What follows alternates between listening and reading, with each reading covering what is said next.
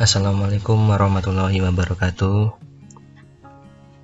Selamat pagi buat anak-anak kelas 8. Pada mata pelajaran kali ini, sebelumnya saya perkenalkan, mungkin yang belum kenal, nama saya Trian Ghafarul Marogi. Kalian bisa panggil Ayah Trian. Pada bab ekonomi kelas 8 kali ini, yang pertama kita akan membahas materi tentang keunggulan dan keterbatasan antar uang dalam permintaan, penawaran, dan teknologi. Nah, sebelum belajar, marilah kita berdoa terlebih dahulu agar apa yang akan kita pelajari nanti dapat bermanfaat. Jangan lupa siapkan buku catatan ya. Kemudian tetap jaga kesehatan serta mematuhi protokol kesehatan. Pakai masker bila keluar rumah, jaga jarak dan menghindari kerumunan orang banyak.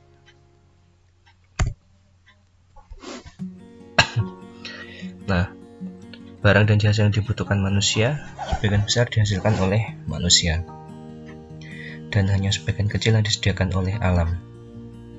Nah, jadi barang dan jasa yang disediakan manusia itu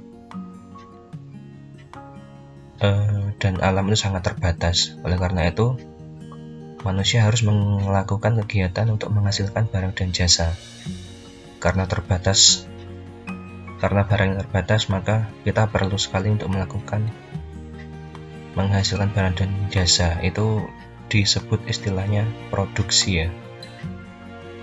Jadi produksi adalah melakukan kegiatan untuk menghasilkan barang dan jasa.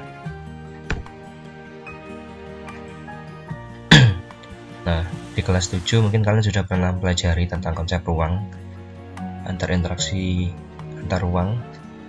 Salah satu yang menjadi alasan adanya interaksi antar ruang adalah perbedaan potensi dan sumber daya alam yang dimiliki. Jadi masing-masing ruang itu memiliki sumber daya alam yang berbeda-beda. Sumber daya alam memiliki fungsi dan peranan penting di kehidupan manusia. Manusia hidup dengan memanfaatkan sumber daya alam yang ada di sekitarnya. Nah, tanpa adanya sumber daya alam di bumi, manusia akan kesulitan memenuhi kebutuhannya sehari-hari. Sumber daya alam itu macamnya banyak ya, dan terbatas. Kayak contohnya minyak. Kita sangat membutuhkan minyak, dan minyak itu sendiri sangat terbatas. Jadi perlulah kita sedemikian rupa untuk menghemat. Terus batu bara dan lain-lain, air juga. Di Indonesia sendiri sebagai negara yang tropis terdiri dari berbagai macam beribu-ribu pulau. Indonesia memang unik ya adik-adik. Jadi berbagai macam pulau yang dipisahkan oleh lautan. Mungkin di negara lain hanya sedikit lautan yang ada, sedangkan di Indonesia, Kalimantan, Jawa, Sumatera, dan lain-lain itu dipisahkan oleh lautan. Jadi masing-masing pulau. Tapi masing-masing pulau memiliki kekayaan alam yang cukup banyak. Makanya kenapa Indonesia ini banyak sekali penjajah, mulai dari negara Belanda, Jepang, dan lain-lain. Pada zaman dahulu itu menjajah negara kita, itu karena memang kekayaan alam Indonesia ini sangat melimpah ya. Di negara mereka mungkin tidak semelimpah di Indonesia, makanya mereka memilih menjajah negara Indonesia. Nah, ini contoh-contohnya. Jadi masing-masing negara Indonesia, masing-masing pulau di Indonesia ini memiliki beberapa sumber daya alam. Contohnya di Sumatera, ini di Aceh ada semen, andalas, pupuk, penghasil emas juga di sana, dan perak, ada tambangnya. Kemudian Sumatera Utara ada minyak bumi dan lain-lain. Sumatera Barat sama Riau, Kepulauan Riau ini ada batu bara. Jambi juga minyak, rata-rata minyak dan batu bara di Sumatera ini. Di Sumatera Selatan juga tamban karet, Kemudian Bengkulu, emas dan perak, Lampung juga begitu, Bangka Belitung dan lain-lain ya. Nanti bisa dibaca lagi di paus. Terus di pulau kita di Pulau Jawa. Nah, di Jawa Timur ini ada semen banyak ya penghasilnya. Di Gresik itu juga ada semen Gresik. Terus di Jember juga ada semen Puger dan lain-lain. Contohnya perkapalan juga banyak karena dikelilingi lautan. Di beberapa pelabuhan Ketapang maupun pelabuhan di Jakarta. Kemudian ada kertas, penghasil kertas yang dulu Probolinggo, Banyuwangi juga ada pupuk, baterai, kaca, alkohol, kayu lapis, kereta api. Industri kereta api ini di Banyuwangi juga ada, masih baru mau buka. Kemudian garam di Madura ya, biasanya dibuat garam. Kemudian tembakau juga ada, cengkeh dan rokok. Yang terdekat ya di Jember itu juga ada tembakau. Nah, ini di Jawa Timur. Di Jakarta juga beberapa ada contohnya, ini bisa dibaca.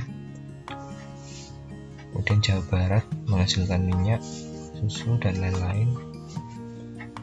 Jawa Tengah juga sama, rata-rata semen, pupuk dan lain-lain untuk di Jawa. Kemudian di Bali dan Nusa Tenggara. Di Bali ini sumber daya alamnya itu tenun ya.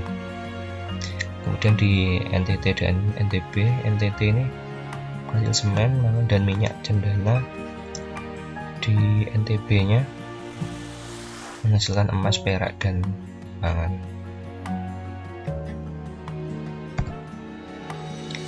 Nah, perbedaan potensi daerah ini juga menyebabkan perbedaan keunggulan masing-masing daerah. Jadi tiap potensi daerah itu berbeda-beda, teknologinya juga beda, sumber daya alamnya juga beda. Jadi tiap daerah memiliki keunggulan. Ini namanya keunggulan komparatif. Contoh, Lampung yang memproduksi kopi di Sumatera tadi, sedangkan Jawa Barat memproduksi beras.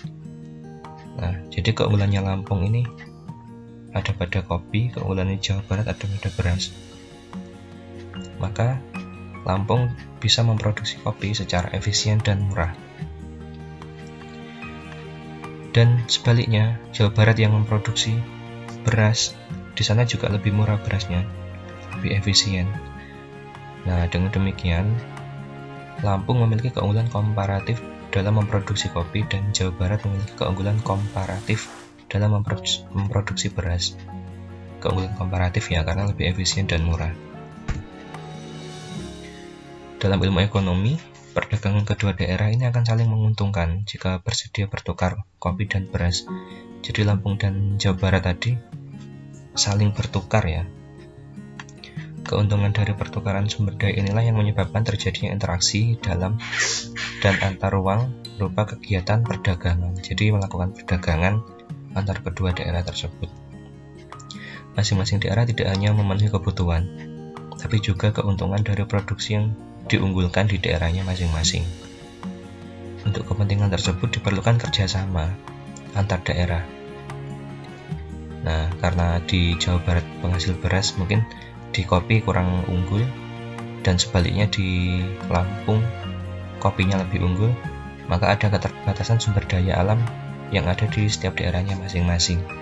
Jadi karena saling unggul dan ada beberapa kekurangan di komoditi atau di sumber daya tertentu, maka Jawa Barat sama Lampung ini melakukan kerjasama melalui perdagangan ya, tentunya yang saling menguntungkan. Diharapkan suatu daerah dapat menyokong daerah lain yang kekurangan. Hal ini juga dapat mempererat integrasi antar daerah di Indonesia dan pada gilirannya menghasilkan persatuan dan kesatuan. Jadi melalui kerjasama antar daerah yang perdagangan tadi dapat memperkuat persatuan dan kesatuan di Indonesia melalui kerjasama ya tentunya. Nah, intinya sumber daya alam yang dimiliki tiap daerah tadi berbeda-beda menurut keunggulannya masing-masing, jadi perlu adanya kerjasama melalui perdagangan ya, jadi yang saling menguntungkan.